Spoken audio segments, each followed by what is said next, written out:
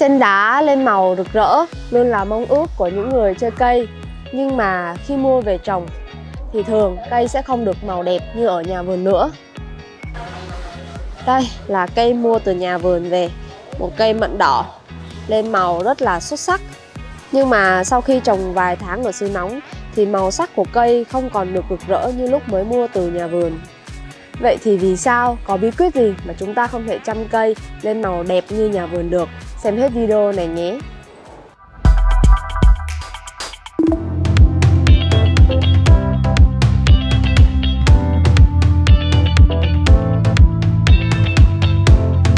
Yếu tố đầu tiên là sen đá phải đủ già. Sen non, sen mới trồng, dù trồng giá thể tốt hay là trong môi trường ổn định như thế nào thì cũng không thể so sánh được bằng cây sen già lâu năm được. Thì ví dụ ở đây mình có cây cúc gai. Cây này thì dễ bắt gặp trên thị trường, có một màu xanh đặc trưng, và để được lên màu hồng như cây bên tay phải mình đây thì phải cần khoảng 1 đến 2 năm. Thì cây này vẫn có thể lên được màu rực rỡ hơn nữa. Và thêm một ví dụ nữa cho các bạn là đây là một cây pha lê 8 tháng tuổi, và phía sau lưng mình có một cây pha lê 2 năm tuổi màu rất là rực rỡ. Mình sẽ đem lại so sánh cho các bạn xem nhé. Đây là hai cây pha lê cùng size, khoảng 8 đến 10 cm, nhưng mà sự khác biệt về màu sắc thì vô cùng là rõ rệt. Cây 8 tháng tuổi thì mới chớm lên màu thôi, nhưng mà cây 2 năm tuổi là màu lên rực rỡ và đẹp vô cùng. Cũng chính vì thế, những cây sen già, đặc biệt là những cây thân thụ lâu năm, bao giờ cũng có giá đắt đỏ hơn. Ví dụ như là trên tay mình đây đang có một chậu kim cương tím. Thì đối với những cây kim cương tím size nhỏ hơn, chưa lên thân thụ, giá cả trên thị trường thì cũng bằng những cây phổ thông thôi. Nhưng mà khi cây đã đủ già và có thân thụ lên màu rực rỡ như tay trái mình đây thì giá có thể lên gấp 5 hoặc là có thể là hơn tới 10 lần cây nhỏ bình thường. Yếu tố thứ hai quyết định đến việc sen đá lên màu đẹp đó là bầu rễ phải ổn định. Có thể bạn sẽ mua một cây có màu rất đẹp từ nhà vườn. Ví dụ như đây là một cây sen mon có màu hồng cam rất là đẹp, mình mua từ nhà vườn về. Thì sau một khoảng thời gian mà tỉa rễ, trồng lại bằng giá thể mới thì cây sẽ bị tụt màu rất là nhanh so với cây ban đầu. Ở đây cây này đã bị nhả xanh rồi, không còn được màu hồng cam như lúc ban đầu nữa. Thường thì sau khi tỉa rễ, mình sẽ để cây nơi thoáng mát để bộ rễ phát triển, và sau đó thì mới đưa dần ra nắng. Mình vừa tỉa rễ cây mon này, lúc này thì bộ rễ đã bị tổn thương. Bây giờ nếu mà đem cây ra nơi có ánh nắng liền thì bộ rễ chưa đủ khỏe để mà hút một lượng nước lớn cung cấp cho lá thực hiện quá trình quang hợp, và cây sẽ bị cháy nắng liền. Cho nên mình sẽ để cây nơi thoáng mát cho cây ra rễ con. Trong khoảng thời gian chờ bộ rễ phục hồi thì người chơi sen đá phải chấp nhận là cây sẽ bị tụt màu hơn so với ban đầu. Thêm nữa, khi mà cây đã ra rễ con thì mình sẽ trồng vào giá thể mới. Giá thể này thì có rất là nhiều dinh dưỡng và mình còn tưới định kỳ cho cây. Thành ra là trong khoảng thời gian đầu thì cây sẽ tiếp tục tụt màu. Nhưng mà bạn yên tâm, sau khoảng 8 tháng đến 1 năm, khi mà bộ rễ đã ổn định thì bạn có thể ép màu cho cây, giúp cây lên màu rực rỡ. Cách để nhận biết bầu rễ đã ổn định hay chưa thì đây, dễ lắm. Đối với cây này thì mình sẽ cầm đầu cây, mình lắc nhẹ thì mình thấy là cả phần cây và chậu đều rung lắc theo nhau, chứng tỏ là bộ rễ đã khá ổn định rồi. Mình có thể nhấc được cả cây lẫn chậu lên.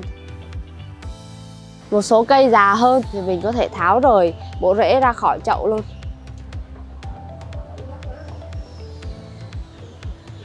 Cây này rất là già rồi, mình có thể ép cây lên được một màu đỏ đẹp hơn nữa. Hoặc là với cây này, chạm nhẹ là đã thấy phần cây rung lắc ra khỏi chậu, là lúc này bộ rễ chưa ổn định, chưa đủ để mà ép màu. Vừa rồi là hai yếu tố cần có, giờ mình sẽ nhắc đến các yếu tố môi trường. Thiếu một trong những yếu tố sau cũng sẽ khó mà giúp cho sen lên màu đẹp được.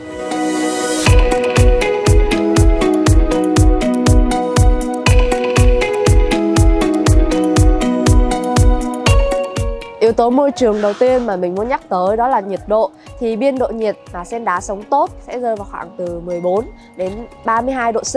Và sen đá sống ở trong biên độ nhiệt này sẽ sinh ra hai sắc tố anthocyanin và carotenoids. Anthocyanin cho màu đỏ, màu tím hay là màu xanh lam. Carotenoids cho màu vàng hay là màu cam. Chính vì vậy sen đá ở xứ nóng không bao giờ có màu đẹp bằng sen xứ lạnh như là Đà Lạt, Đắk Lắk hay là Gia Lai. Yếu tố môi trường thứ hai là độ ẩm. Thì về cơ bản, độ ẩm môi trường càng thấp, sen đá lên màu càng đẹp. Mình sẽ giải thích như sau. Sen đá là dòng mọng nước, và mình sẽ lặt một lá sen nhé. Đó, đây là một lá sen đá. Mình sẽ bẻ đôi lá sen này ra. Đây, phía bên trong một lá sen thì rất là mọng nước luôn.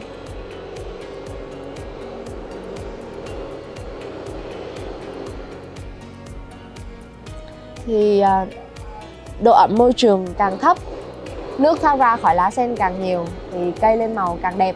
Ở đây mình có cây sỏi Opalina, mình để phía bên trong nhà kính. Và phía bên trong nhà kính này thì mình duy trì độ ẩm rơi vào khoảng 40 đến 50%. Đây là một độ ẩm thích hợp nên là cây lên màu rất là đẹp luôn. Và ngược lại, khi mà cây ở phía bên ngoài nhà kính có mưa nhiều, độ ẩm không khí cao, dẫn đến là lá sen đá giữ lại một lượng nước lớn, thành ra là cây có màu không được đẹp bằng. Thì bạn để ý, sen đá ở Đà Lạt vào mùa mưa thì cây cũng xấu như ở xứ nóng thôi, vì mưa nhiều, độ ẩm không khí cao, mặc dù là nhiệt độ vẫn là lạnh. Yếu tố môi trường thứ ba là nắng. Thì cái này ai cũng biết rồi, mình sẽ nói ngắn gọn thôi. Nắng trên 6 tiếng thì cây mới lên màu đẹp được. Nhưng mà mình có thêm một lưu ý nữa là khi trời nắng quá to thì chúng ta có thể sử dụng thêm lưới lan để giảm ánh nắng trực tiếp, tránh cho cái việc mà nắng lớn làm cho cháy lá và khiến cho lá bị nám rất là xấu.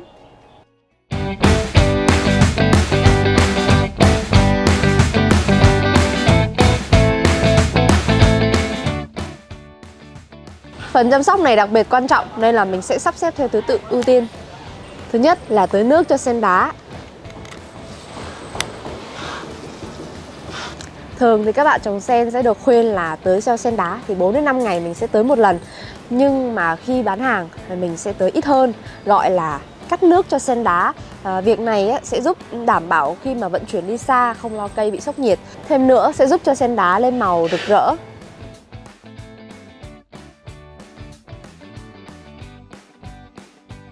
Chu kỳ tưới nước để mà sen đá luôn giữ màu rực rỡ của mình là 7 đến 10 ngày mình mới tưới một lần. Yên tâm là nếu mà cây đã khỏe, cứng cáp, bộ rễ ổn định thì tưới ít như vậy cây không có chết đâu. Ví dụ như là cây này thì ban đầu cây có màu xanh, nhưng mà khi mà mình đã trồng cây vào giá thể mới, rễ ổn định, bám chắc chắn thì cây đang lên màu rất là đẹp. Thì để mình kiểm tra độ cứng cáp của bộ rễ nhé. Thì giờ mình sẽ cầm cây lên. Đó, thì khi mà mình nâng cả cây lên thì nó kéo theo cả chậu là bộ rễ đã ăn rất là cứng cáp rồi. Tầm này thì cây rất là dễ dàng để mà ép màu. Lưu ý với các bạn, mặc dù là mình tưới ít nhưng mà mỗi lần mình tưới mình sẽ tưới thật đẫm để mà đảm bảo toàn bộ bào đất của cây đều nhận được nước. Giờ thì mình sẽ tưới cây Airecrest này nhé. Đây, khi mà bạn thấy nước rát ra ngoài lỗ thoát nước thì chứng tỏ lúc này bào đất của chúng ta đã được cung cấp đủ nước rồi. Phần tiếp theo là phân bón. Thì bạn cứ hình dung là đất càng cằn cỗi thì sen đá lên màu càng đẹp. Ví dụ như ở đây mình có cây đế Romeo. Dòng đế này để mà giữ được màu rất là khó luôn. Tại vì khi mà đất có nhiều dinh dưỡng thì cây sẽ bị ngã xanh. Ở đây thì để mà ép màu cây này thì mình luôn giữ cho đất nghèo dinh dưỡng nhất có thể. Và lâu lâu thỉnh thoảng khoảng 6 tháng thì mình sẽ bón phân ra chậm NPK một lần. Mỗi lần mình chỉ bón 1 đến 2 hạt thôi. Giờ mình sẽ khui bộ rễ ở dưới cho bạn xem là mình đã sử dụng đất nghèo dinh dưỡng như thế nào nhé. Đây. Thì đối với đất này thì mình sẽ không trộn thêm phân, mình sẽ cố gắng là giữ ẩm cho cây để mà cây có thể tiếp tục lên màu. Bộ rễ rất là khỏe, tầm này thì mình ép form ép màu rất là đẹp luôn. Nhưng mà đối với những người mới chơi thì thường mọi người sẽ thích upsize cây nhanh nhất có thể. Thì ở đây mình sẽ có thêm ví dụ về hai cây sỏi này. Đi cùng với việc upsize nhanh thì cây sẽ lên màu không được đẹp như là cây ở phía bên tay phải mình đây. Thì đối với cây sỏi này là trong giá thể mình trộn rất là nhiều phân hữu cơ, các loại mà phân bón có gốc đạm, nên là cây upsize rất là nhanh, cây có màu xanh và phát thành bụi rất là lớn. Nhưng mà khi mà mình muốn ép màu thì mình sẽ giữ cho giá thể nghèo dinh dưỡng hơn để mà cây có thể lên màu đẹp hơn, thì là cây bên tay trái mình đây. Đối với cây này thì mình sẽ sử dụng giá thể ít phân hơn. Lâu lâu thì mình mới bón thêm một xíu phân tan chậm NPK thôi. Thì đó, các bạn sẽ thấy sự khác biệt là cây bên tay trái mình phong cánh gom lại và lên màu, đang trong quá trình lên màu rất là đẹp. Còn đối với cây mà nhiều dinh dưỡng thì tán lá xòe, phát thành bụi xanh. Thì bật mí với các bạn là trong giá thể của các pháp sư Trung Hoa, họ sử dụng thêm các loại phân bón có hàm lượng kali rất là cao. Ví dụ như cây này, đây là cây ruby đỏ nhập từ Trung Quốc về. Thì cây ruby này có màu đỏ rất là rực rỡ luôn. Nhưng mà cũng là giống đó, khi mà trồng tại Đà Lạt, Việt Nam mình thì sẽ có một màu đỏ thẫm hơn và không được rực rỡ bằng. Mình xem rồi, giá thể thì cũng là sơ dừa giống nhau thôi. Nhưng mà bên này họ đã sử dụng thêm phân bón có hàm lượng kali cao, nên là cây nó có một cái màu sắc rực rỡ hơn. Cuối cùng là giá thể, thì mình nhận thấy là trên các hội nhóm các bạn chơi sen đá thường chia sẻ là việc trồng sen đá bằng phun đá này, thần nhiều đá thì sẽ giúp cây lên màu rực rỡ. Và mình cũng đã thử nghiệm với một số loại đá mà mình có, như là trồng phun đá cầu vồng, trồng phun đá Akadama và một số loại như là phun đá Permert, lava rock có màu đỏ, màu đen.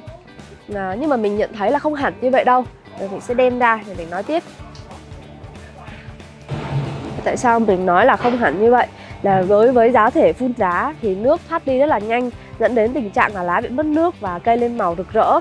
Nhưng mà cây thì sẽ không được khỏe, cây sẽ không được bền. Thì lý do mình nói như vậy thì để mình sẽ cho các bạn xem cây trồng phun đá Akadama này nhé. Đá Akadama trên thị trường là đá xịn rồi. Và với đá này thì cây của mình ra rễ rất là nhiều.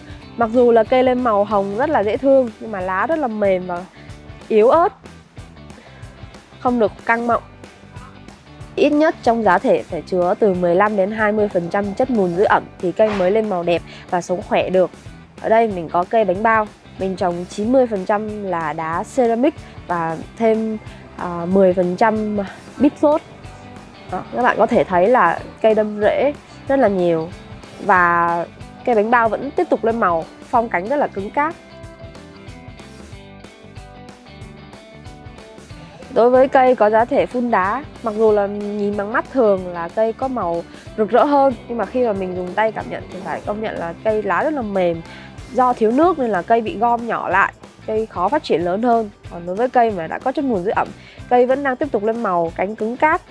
Cá nhân mình thì mình thích cây bên này hơn. Thực tế thì giá thể chỉ là chất nền để giúp cho sen đá sống được hay không thôi. Và bởi vì khi mà cây có bầu rễ cứng cáp, ổn định thì mình mới ép màu cho cây được. Ví dụ như mình có cây này. Đó, thì mình sẽ kiểm tra bầu rễ. Đối với bầu rễ đã kín chậu thì lúc này mình mới ép màu cho cây lên màu rực rỡ được. Thế nên là giá thể sẽ không quyết định nhiều đến việc sen đá có lên màu hay không.